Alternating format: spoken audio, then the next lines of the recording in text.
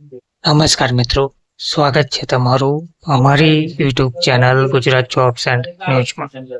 મિત્રો, રાજ્ય સરકાર દ્વારા આખરે આંગણવાડી બહેનોના માનદ વેતનમાં વધારો જાહેર કર્યો છે. માનદ વેતનમાં વધારાની સાથે સાથે રાજ્ય સરકારે 25,000 જેટલી જગ્યાઓ પર ભરતી પણ જાહેર કરવામાં આવશે તેવું પણ કહેવામાં આવ્યું છે. તો આજના વિડીયોમાં આપણે જોઈએ કે આંગણવાડી બહેનોના પગારમાં આખરે કેટલો વધારો કરવામાં આવ્યો છે.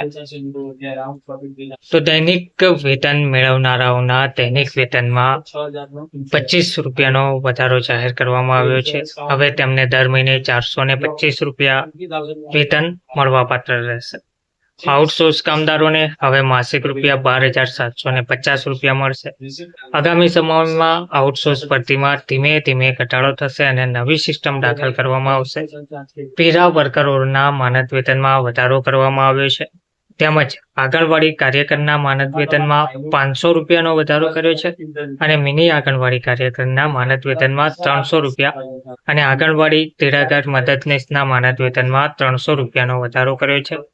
આશા વર્કરના માનદ વેતનમાં 300 રૂપિયાનો વધારો કર્યો છે. સિલાઈ શિક્ષકના માનદ વેતનમાં 500 રૂપિયા, મધ્યાહન કાર્યકરના માનદ વેતનમાં 500 રૂપિયા, મધ્યાહન કાર્યકરોના માનદ વેતનમાં 500 રૂપિયા વધારો કરીને પંચાયત ચોકીદારના માનદ વેતનમાં 500 રૂપિયાનો વધારો કર્યો છે અને એસએમસી શિક્ષકોના માનદમાં 500 અને આઈટી શિક્ષકોના માનદ વેતનમાં ₹500નો વધારો કરવામાં આવ્યો છે. તે સિવાય શિક્ષણ વિભાગમાં 1,000 જગ્યાઓ ભરવામાં આવશે. સીએમ દ્વારા જણાવવામાં આવ્યું છે કે 2025માં જ 25,000 જગ્યાઓ ભરવામાં આવશે, જેમાં શિક્ષણ વિભાગમાં 1,000 જગ્યાઓ ભરવામાં આવશે અને 1,000ને નિયમિત કરવામાં આવશે.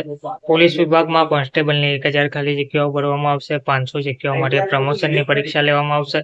તેનું નોટિફિકેશન પણ ટૂંક સમયમાં બહાર પાડવામાં આવશે. ભૂજ સંરક્ષણ વિભાગમાં ડ્રાઈવરની 113 જગ્યાઓ ભરવામાં આવશે.